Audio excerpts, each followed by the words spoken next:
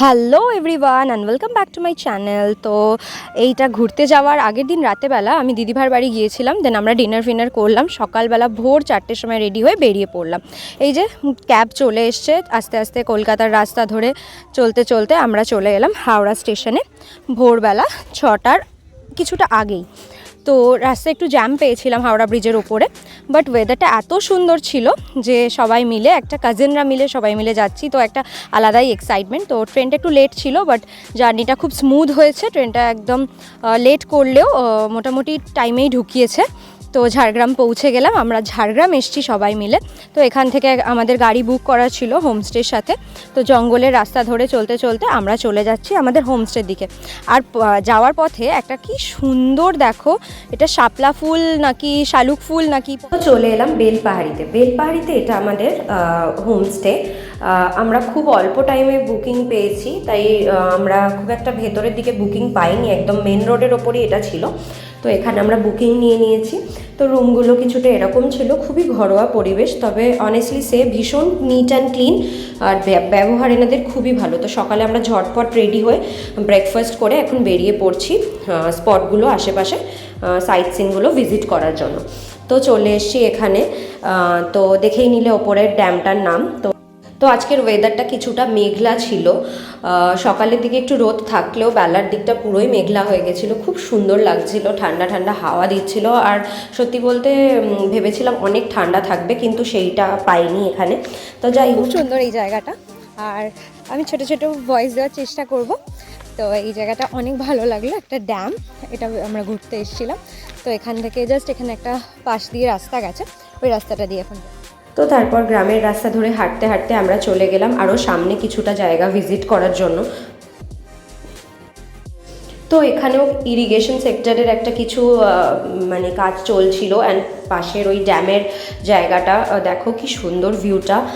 নিচে নামার জন্য একটা সিঁড়িও ছিল এখান থেকে। আর তারপর ওখান থেকে আমরা আস্তে আস্তে বেরিয়ে পড়লাম, চলে এলাম ঘাগড়া ফলস, আমাদের সেকেন্ড ডেস্টিনেশন আজকে। তো দেখো জলটার কালারটা জাস্ট পুরো গ্রিন, একদম ভীষণ সুন্দর পরিষ্কার জলটা ছিল একদম।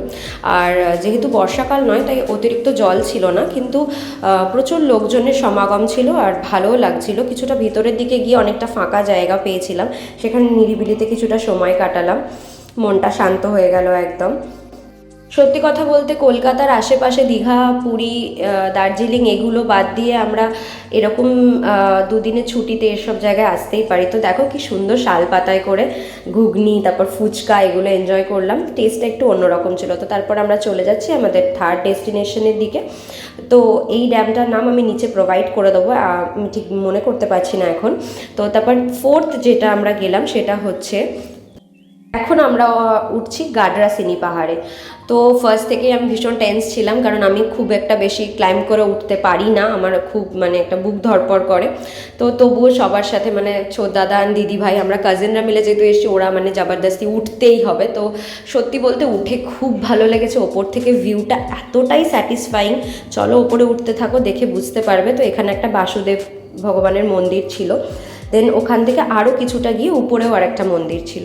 তুমি জাস্ট ভিউটা দেখো আর রাস্তাটা দেখো, মানে ওঠাটা ভীষণ মানে একটা ভয়ের ব্যাপার। একদম সাইড দিয়ে উঠছিলাম আমরা সবাই মিলে, বাট খুব এনজয় হচ্ছিল, যেহেতু মানে কলকাতার প্লেন রাস্তায় হেঁটে অভ্যস্ত।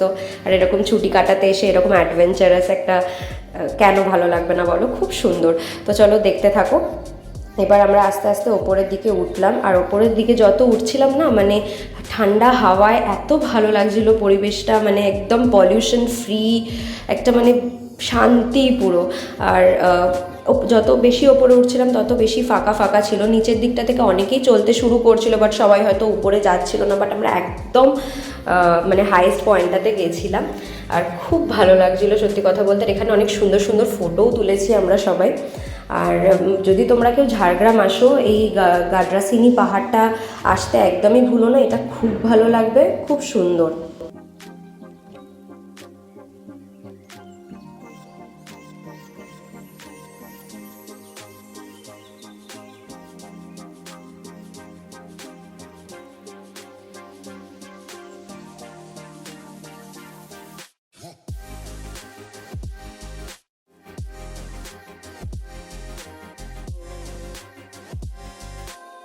তো এই যে পাহাড়ের উপরের এই মন্দিরটা, তারপর ওখান থেকে আস্তে আস্তে আমরা সবাই নেমে আসছি, কারণ সন্ধে হয়ে আসছিল আর আমরা তখনও পর্যন্ত লাঞ্চ করিনি। তো এই যে গাড়িতে হালকা হালকা ঠান্ডা ছিল, আমরা চলে এলাম হোমস্টের দিকে। এসে আমরা একটা হালকা পাতলা লাঞ্চ করে নিলাম, মাছ, ডাল, চাটনি, পাঁপড় এইগুলো করে তারপর আমরা আস্তে আস্তে রুমে চলে এলাম। রুমে চলে এসে চেঞ্জ করে ফ্রেশ হয়ে চলে গেলাম একটু রেস্ট নিতে। আর যদি এর পর দিন আমরা কি করছি এগুলো দেখতে হয়, তাহলে আমার চ্যানেলটার পাশে থেকো। এই যে আমাদের সন্ধ্যের আড্ডা বসে গেছে, চলো সাবস্ক্রাইব করে দিও, বাকি পার্ট আসছে।